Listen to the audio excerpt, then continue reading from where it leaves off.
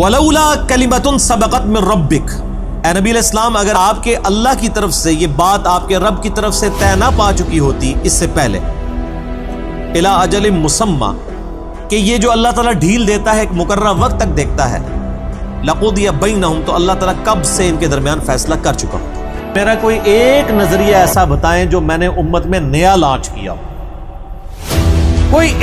کوئی ایسا نظریہ نہیں ہے جس میں میں تفرد کا شکار ہوں۔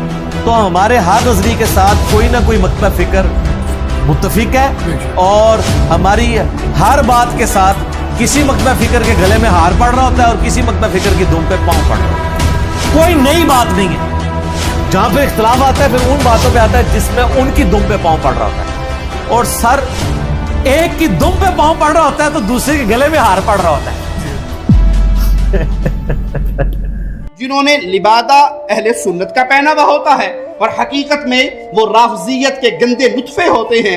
انجینئر مرزا مردود اسی قسم کے انسانوں میں سے ہے جو صحابہ کی پاک ہستیوں کو اپنی گندی پلید ناپاک زبان سے لوگوں کے سامنے ان کی حیثیت کو خراب کرنے کے لیے رافضیت کے پیسوں پہ پلنے والا، ایران کے ٹکڑوں پہ پلنے والا یہ جانور صحابہ کے بارے میں اپنی زبان گندی دراز کرتا ہے، اور حقیقت میں اس کا من پلید ہے، اس کے ماننے والے اس سے بڑے پلید ہیں۔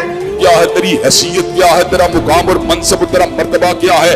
کیا چاند کے اوپر تھوک دینے سے چاند گدلا ہو جائے گا؟ نہیں نہیں، تیری تھوک جو ہے وہ تیرے منہ کے اوپر آ کے گرے گی۔ حضرات گرامی قدر، ہر محب رسول تیرے پر تھوکے گا، ہر محب صحابہ تیرے پر تھوکے گا، ہر ابن تیمیہ سے محبت کرنے والا تیرے وجود کے پر تھوکے گا، تیرے کردار پہ تھوکے گا، تیری سیرت پہ تھوکے گا، تیرے نسب العین پہ تھوکے گا، تیرے نظریے پہ تھوکے گا۔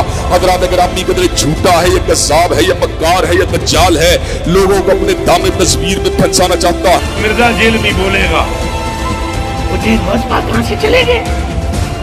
کتے دے دماغ میں جو پاؤں تو سوا کچھ نہیں، کتے دے دماغ میں جو پاؤں تو سوا کھ نہیں آمدہ، کھ نہیں آمدہ کہ کیسے یہ قبر سے نکلے گئے۔ تو علمی کتابی نہیں ہے، تو دنیا کا سب سے بڑا فسادی ہے، جس کا کام، جس کو مخ کو بٹھایا گیا ہے صحابہ کے خلاف بھونکنے کے لیے۔ نہ میں وہابی نہ میں بابی، میں ہوں مسلم۔